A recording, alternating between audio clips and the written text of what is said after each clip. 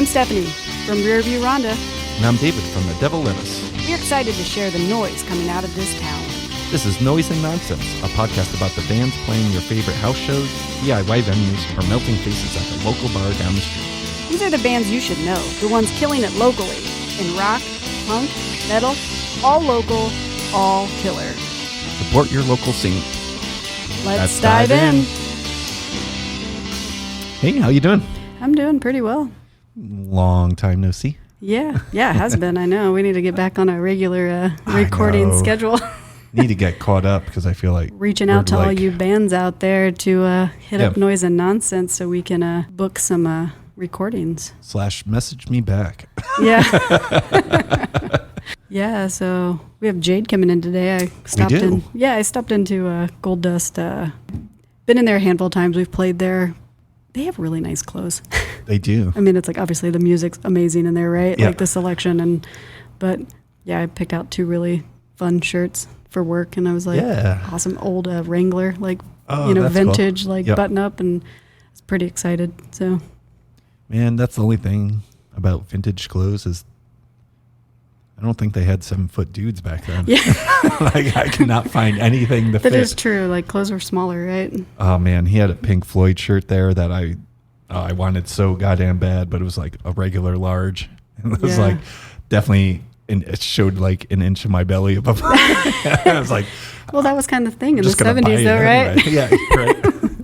Yeah, and your shorts were super, super short. So, oh man, yeah. Val makes fun of my pickleball shorts because my pickleball shorts are pretty short. Yeah, because I'm a fucking freak. The basketball shorts get entangled on my knees. I can't do it. Oh, yeah. I work with someone who plays pickleball. And does it mess up your shoes as well, or do you have pickleball shoes? Oh, I have tennis shoes, but they're shot.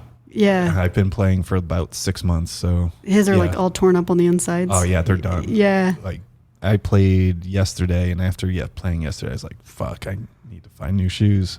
Yeah, like he was telling me, he's like, these are pretty new, but I've destroyed them playing pickleball. I think it's just the way you move. It's such a quick lateral movement that it just like puts that quick strain on the material, and it just tears them up. I mean, is the courts, they're the same as like tennis courts, or are they slightly different? It depends. They're usually blacktop. If you're playing outside in Bloomington, they're blacktop. Okay. There's some places like sometimes I'll play at the YMCA, and that's on hardwood, just like basketball court. Okay. And the ball bounces differently, but it doesn't hurt as much as blacktop. Yeah. So shoes you wear for tennis, are those similar for pickleball? Or? Yeah, that's pretty much what I wear. I guess pickleball shoes are a little different, but I don't know because they don't make them in my size. Of course, I have looked at you have to wear basketball shoes. That's when I started out with, and I was like, oh, these are a little overkill. Nice. Yeah. Yeah. Well, let's get Jade in here to talk about a shop. Sounds good.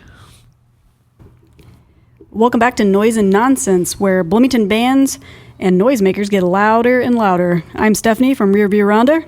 And I'm David from The Devil Lettuce. Today, we've got Jade, the owner of Golddust Vintage and Vinyl, a spot that's part record store, part vintage clothing shop, part DIY venue right here in Bloomington. Not only is Golddust Vinyl a hub for music and style, but Jade also hosts Radio Ragazzo, a punk show on WFHB that keeps the airways buzzing with noise and attitude. We're going to dig into the story of the shop, the shows, the radio waves, and what inspires Jade to keep building this community. Let's get into it. Hi. How's it going? Pretty good.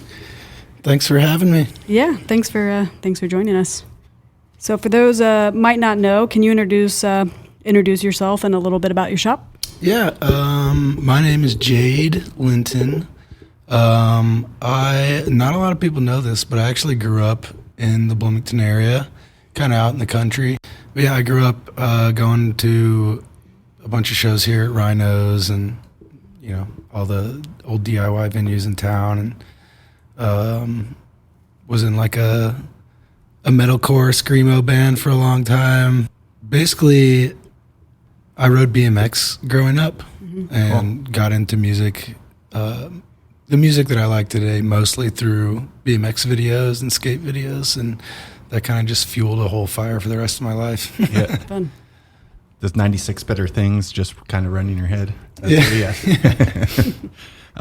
What drew you to combine the vintage clothing and vinyl concept together? little backstory. I had a BMX shop in Seattle for about 9 years. It was really small, kind of similar to Golddust. I started it from scratch. I cashed out my 401k when I was 24 years old and got a tax return at the same time and just went for it. And it was kind of a slow build thing. But I saw what can happen when you are worried more about the outcome than the income. Yep. For your community and for using your business as a hub to do that, And so that was kind of my whole purpose behind the whole uniform of the shop, I guess, was I kind of wanted to just support the culture rather than focus in on one thing, kind of just support counterculture in general. Because what I noticed was that during the pandemic, a lot of people, younger people, kind of got introduced to things that corporate America adopted as their own, and they replaced the real things, like the real good DIY stuff, with these things that were like, here, this is DIY. Check this out, and really, it's like not at all. DIY front, but you get behind the scenes. Yeah, so what you get, I think, as a result, is a lot of young people who think that like these corporate things are like core counterculture, like parts of the fabric of their society that necessarily, I mean, they can be, but there are things that influence those things, and I want to show people like what those influences were and show people that like, hey, counterculture is still alive, even though it's like trying to be ripped from us every day and every waking moment through like a government who is just wanting so bad to be a totalitarian dictatorship, that we got to keep it alive. And this, like, everybody has to work together to, show each other that. There's no time that the small community has been more important in modern times than now. Yeah. And I think your shop is a centerpiece of that. Oh, that thank community. Yeah.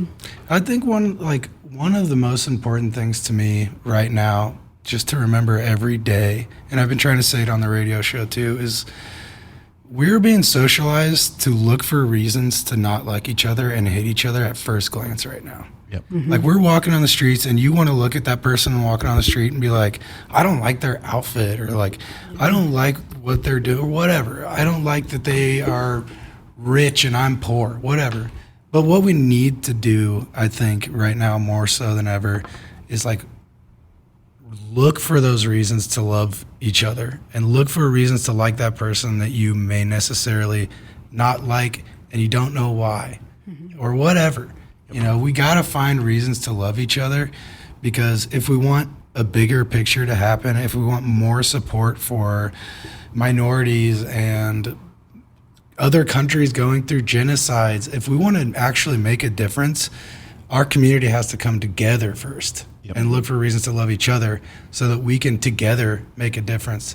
Because individualism and meritocracy are something that we're taught at a young age, but aren't necessarily true. They may have existed at one point, but they don't anymore.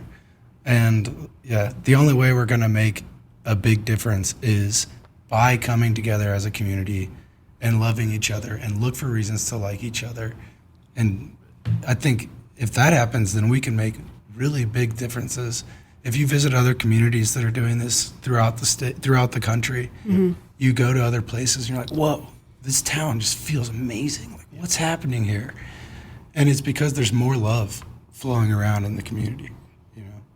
That's what made me fall in love with Bloomington when I first moved here. I was like, there's something cool about this place. Yeah. It needs to come back, though. I feel like it's gotten lost. I kind of feel like that too. I mean, but it's not just here. It's like something that's happening everywhere. Yeah. But with my bike shop, one time this guy came in and he called me. He told me I was a light worker, like I spread the light. And he was like, we need more people to spread the light. We need more light workers out here. And I think everybody can be that person. Everybody can like walk around and like spread joy to Yeah. the person next to them. It's not easy. It's something that's like we have to fight for, but Well, it's an easy trap, like you were saying, and I think part of the community, like, not being as tight as it used to be, is like the judgment, and it's pretty easy to judge someone and assume that they're this or that just by, like you were saying, the way they look. Yeah. And Yep. I feel like, it's, I don't know. There's a lot of that going around, keeping a lot of fun, like real DIY things from really happening around town. Yeah, I think well, it's a product of polity itself, I think, and where we're at. But like, there's a really, really great book that anybody could read right now called "Origins of Totalitarianism" by Hannah Arendt, and you kind of realize, like, oh my gosh, like we're living through this right now. Like like our government is trying to turn into a totalitarianism state. Yeah. And like the only way we can fight back is with each other. Yep. It's like this over corporatization of everything as well. Like you said, the DIY has been taken over by bigger entities that make it appear that, you know, it's this underground thing, but it's all up front. And yeah, it's a crazy time to be alive. That being said, there is like a lot of great things happening in Bloomington, like on the weekly basis. Yeah, there really are. Yeah. It's not dead or anything like that, but it takes more effort from everybody right now. And it also takes effort for us to remember in 2025 that we actually, if you're living in a community, you have responsibility within that community as a community member to contribute to that community. And community responsibility as a community member has kind of been lost. I think people are so worried about themselves and how are we going to survive? How are we going to everybody's taking it day by day, step by step right now. Like, how are we going to survive tomorrow?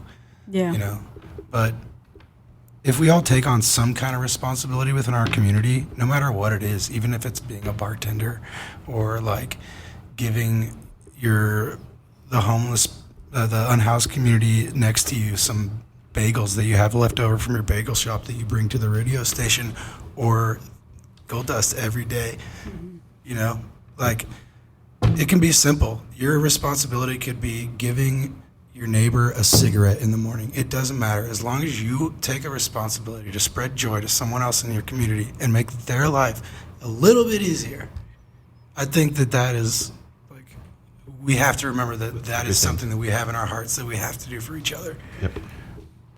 Sorry, I'm rambling on so much. No, I was like, it's like kind of Great conversation. Yeah, it's great conversation, and then it's like, man, these questions are very lighthearted. How do we bring it back down? I guess you've talked a lot, obviously, within everything we've been talking about. Probably the vibe of Golddust. Could you describe it a little bit more for like anybody who's never been in, and I don't know, maybe someone who is a little worried to go in because it might, you know. Is it my vibe? Is it like, is it safe in there for me? I think people are intimidated too a little bit. Like, I can see why, but it's, it's a lot of people walk in and they're like, whoa, this is not what I expected. Like, or they'll either say, you have more clothes than I thought, or you have more records than I thought.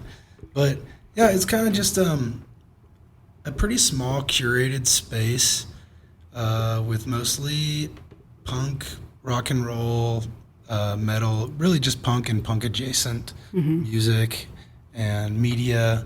We carry classic VHS, some DVDs, a lot of CDs, cassettes, vinyl, all kind of in the punk realm, but also we carry a little bit of everything too. You know, we got some jazz, some classic rock, some Alf. Some Alf.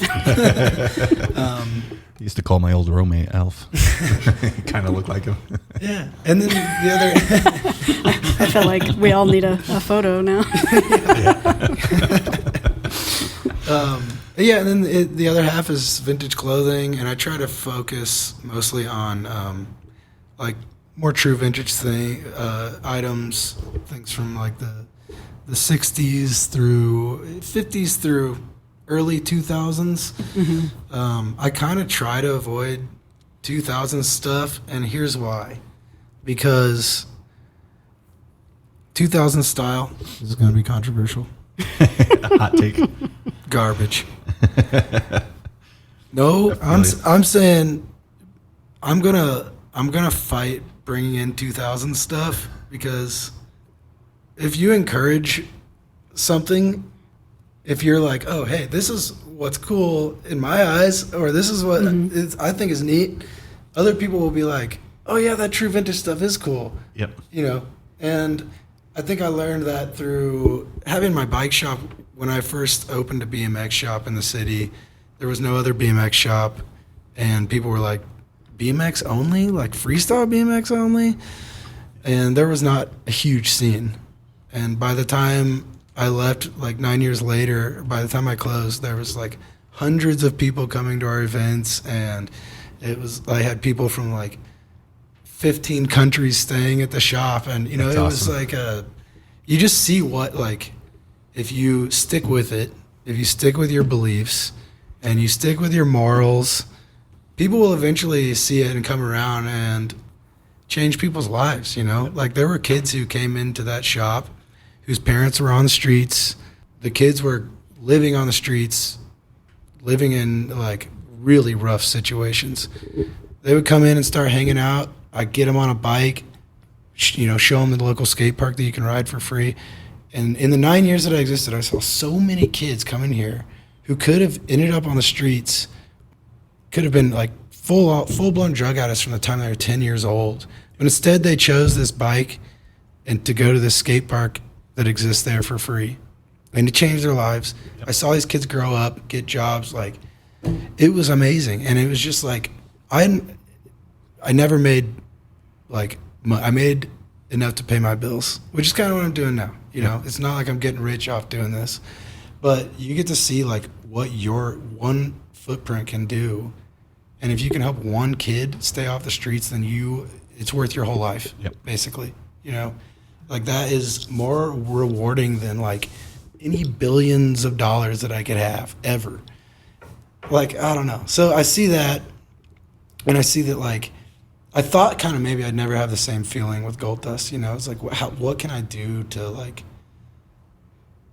get to like do the same thing in a different way? Because music has always been my first love. My mom and dad were both musicians here. Okay. And my mom played at WFHB multiple times when I was a kid, and sang at the Palms Hotel and got to meet Steve Vai in Vegas. Oh, that's cool. She recorded at his house.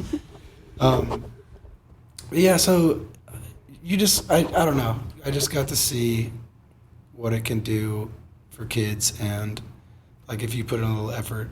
And I thought I never had that feeling, but a few months ago, a grandma brought her two grandsons into the shop, and they were like 11 and 14. And the 11-year-old did not like the 14-year-old. And he was angry. And his grandma came in and said, this kid's pissed. Like, can you give him some pissed off music? And I was like, what do you like? And he was like, well, my brother likes Nirvana. And I was like, do you like Nirvana? And he was like, no, they're too wimpy. And I said, well, what do you like? And he was like, Metallica. So I was like, all right. So in my head, I was like, I got to show this kid Fugazi. Yeah. And I gave him In on the Kill Taker by Fugazi. Yeah. I gave him the first Dillinger Escape Plan EP. Was that, is that Calculating in, no. I can't remember what the first EP I is forget called. the name of the. And then another, you know, like more mathy metal thing. I can't remember what it was, but he came back in and he was like, I love Fugazi. Nice. Awesome. And I was like, my every hair on my body stood up. I was like, oh my gosh, this 11-year-old kid just told me he loves Fugazi. I think I'm doing something right. Yeah. He's gonna remember that forever. Like, everyone remembers their kind of introduction to, you know, heavier music. When we're in there. I remember the first time I heard Fugazi for sure. Yeah. And he's gonna be like, this awesome ass record shop owner gave me this music, and Yeah. you changed his whole musical No, that's trajectory, awesome. probably. Yeah. And not only that, but like when you learn about Fugazi as a teenager, I think it gives you a certain amount of social awareness. Yeah. When at first you're just like, oh, this is cool rock. I don't know what this is. And then you realize like what they're singing about and like what their whole thing was about if you look into it. And yeah, that band changed my life. Yep. For sure. But yeah, I don't know. It was there was a moment where I was like, I don't know kind of like how I'm going to do this and how I'm going to reach the community in it the way I did before. And it's still a learning game, you know, it's because every community is different and it's just a whole different ball game, but I'm figuring out, you know. That just reminded me. I was like, yeah, Jade and I were attempting to be a Fugazi cover band for Buffy prom this year, that would have been awesome. Yeah, we Fell through. Yeah, we didn't get chosen. Applications open up in a couple of days. Yeah, I guess it's November, isn't it? November 15th, I think. Oh, Or man. October 15th, I think. Oh, it's that soon. I think that's what Zan told me. Oh, I'll get with them. yeah. Can't believe it's a year already. Yeah.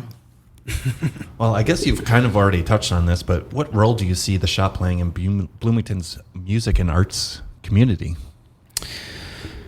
I hope to just be a place that provides access mainly to parts of punk culture and alternative culture and counterculture that maybe otherwise are harder to find access to in Bloomington. Yep.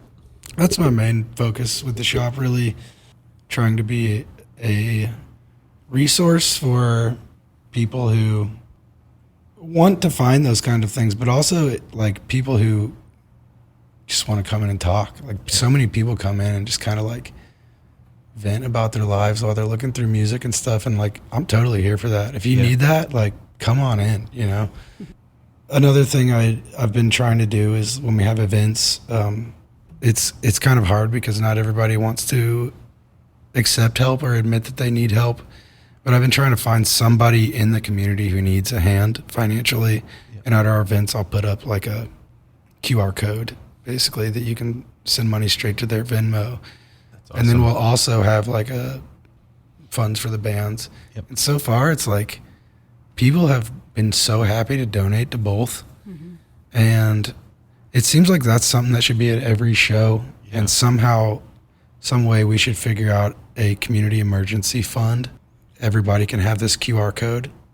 If people are willing to give and people are willing to help out who can't afford to help out, why not have that as a full-time resource, you know? And so I've been trying, I would love to organize something like that, but so far it's just been kind of like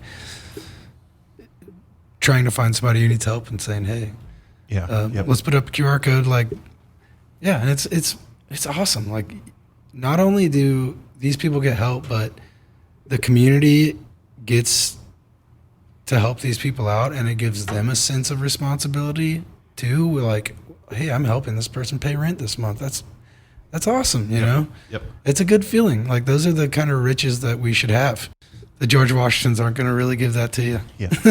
If you get that going, I would love to help out. I sit on the council. I work for the school social work at IU, and I sit on the council for the Student Emergency Fund. So great. I hear like cases and stuff like that. So I'd love to help out with that if that gets going. That'd be cool, yeah.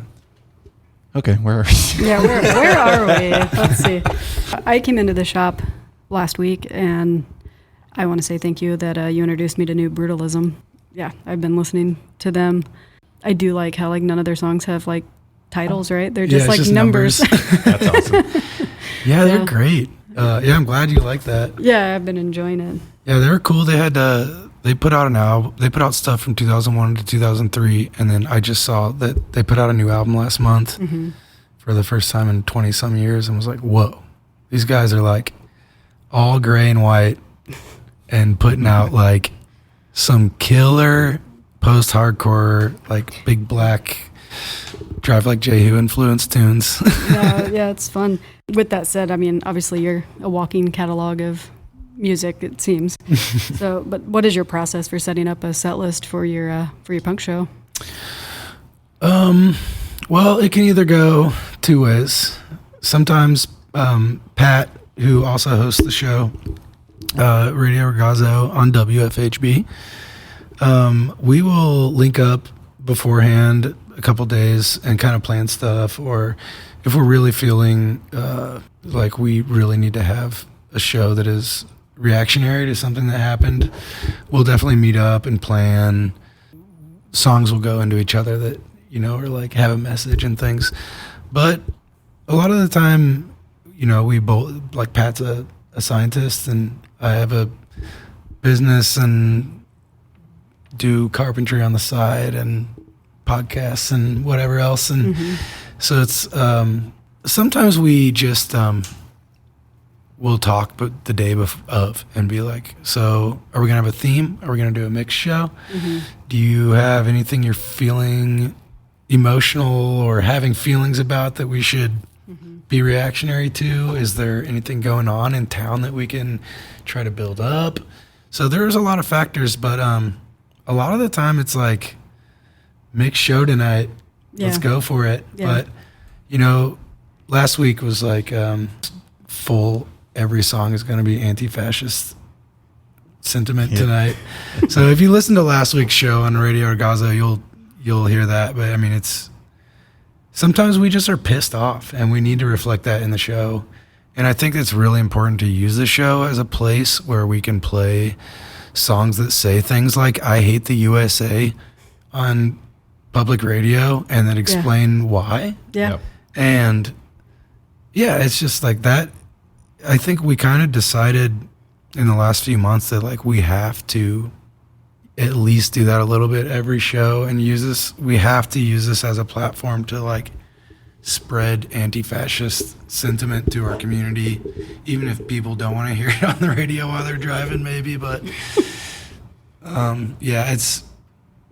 Or at 9 p.m., keeping everybody awake, get them all like, Get ready around for bed, right? You know, there's one other radio show that's a youth radio show that's hosted by a DJ named Lee, like 15, and they play all this like good old punk stuff and like anti-fascist stuff. And they came into the shop one time and I was like, their dad was there and I was like, you must have amazing taste in music. Like I was like, I listened to last week and they played like Scratch Acid and the Wipers back to back and they're 14 years old.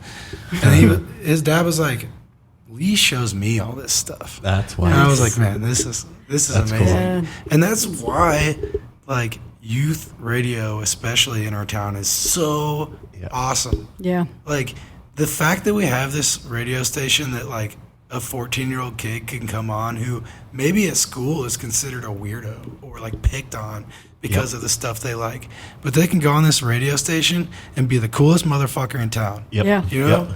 And like that is important. Like that is the purpose of providing access, you know? So that building up people's confidence and showing them like, you may be a weirdo, but you're an awesome weirdo. And there are plenty of other weirdos out there outside of your school that like think you're really freaking awesome. And to go along with that access statement, I mean, something that I really noticed in Bloomington is that students are kind of lumped all together. A good amount of those students are the weirdos who are keeping Bloomington weird and keeping it cool.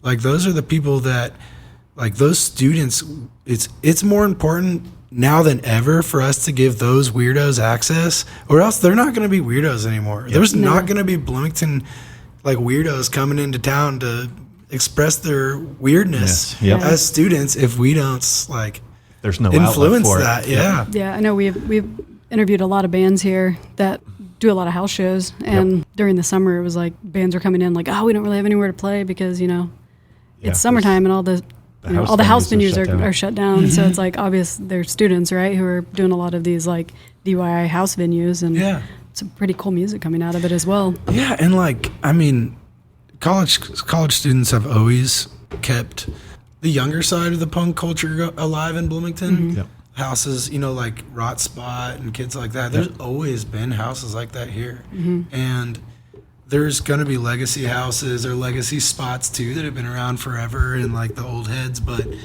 the college kids and the weirdos and like the young people who are providing access to other young weirdos.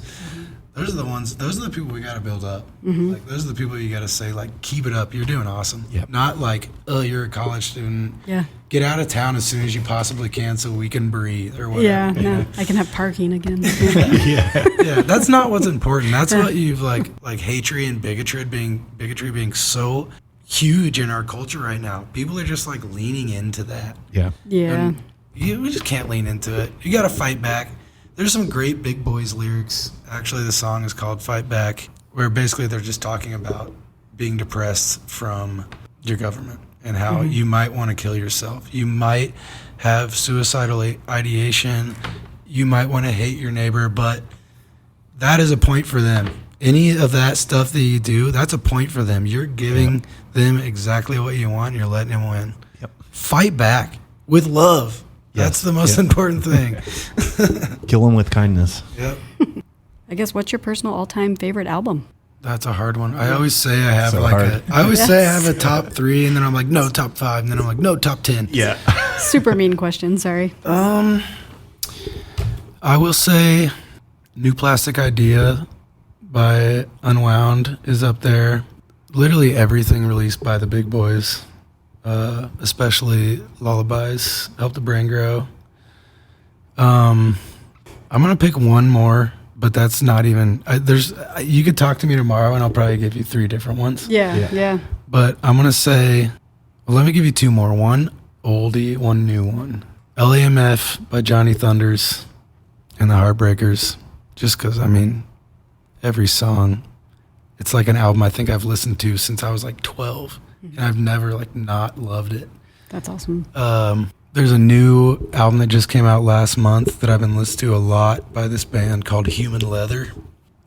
It's definitely some like heavy metal stuff. It's kind of like Melvin's-esque vocals, but then they'll go into like real dirty screaming stuff. Okay. And they have some Melvins like riffs too, but then they'll get like faster and proggier kind of. Human Leather. Human Leather. I'll have to check them out. Yeah, it's a Love the really- Melvins. So. Oh yeah, I think they just put it out last month. So, Okay. yeah, it's a really good record. I'm gonna list a few more. No, go for it. Go for it. Yeah. It's one of the best parts about the show is just to introduce people to new music, right? Yeah. So in on the 100%. Kill Taker by Fugazi and Repetition by Unwound. If you listen to those back to back, they came out like really close to each other, and some of the riffs sound super similar, and they were like really good friends at the time. So I think there's something going on there. But both of those albums are fantastic if you love post-hardcore. And then the first album I ever downloaded on LimeWire. I still listen to it to this day. A Discord Records album, Hooray for Humans by Q and Not You. It was in a bike video, and I lived in Greene County. We got internet for the first time when I was 15. The night we got it, I downloaded the Q and Not You record and The Ugly Organ by Cursive, and my computer crashed right after I burned them on the CD. And my family woke up and was pissed because we had just gotten internet. Yeah. And the computer had been sitting there for like 2 months on a desk waiting to get internet. We were just playing solitaire. Yeah. So yeah, my whole family was not happy with me, but that is one of the first vinyls I ever bought. And to this day, I think I still listen to that Hooray for Humans like twice a month. It's funny, you downloaded 2 albums and it crashed like everything, and you like think about all the stuff we do now. Yeah. Wow. It is crazy. Big change. Yeah. God, I miss LimeWire. Yeah. One other thing. So the radio show's been running for just under a year, right? Something about Yeah, that. in Just January about it'll be a year, yeah. What has been your favorite moment from the show? Anytime a live band comes on, Yeah. it's so much fun. The first live band we had on the show was Skull Cult, Oh, yeah. and that was just an absolute blast. We took callers after the show, and I feel like that was some like grade A quality classic radio. Yep. We were taking callers, and Basil, right before the set ended, was telling people to call in. He wants to know what they think happens when they die, and he wants to hear about hell their yeah. experiences on DMT, Yep. all these things. Before their last song ended, the phone was ringing off the hook. Like we had like 7 people on wait wanting to talk about what they thought happened when you die. So like Awesome. immediately, like we answer the phone and this guy's just like, yeah, I want to talk about, what happens when you die. And like, I've smoked DMT and So we just let them talk about it, and then we kind of like let everybody else just call in and talk about what they think. And it was so cool. It's like you hear all these weird, super odd perspectives of like where people's brains grow and like what they think happens after you die. And that's such an interesting thing to hear.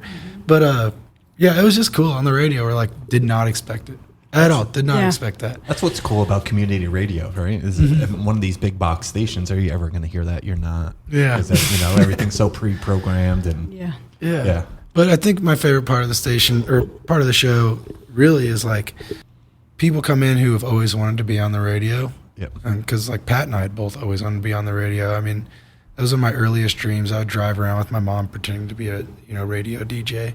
Pat and I both wanted it, and we did it, and it's cool. And now we get to see other people come on, and they're like lit up. Like, I've always wanted to do this. You're like making my dreams come true. And then you're like, take a literal 48-hour training, and you'll have your own show. Yep.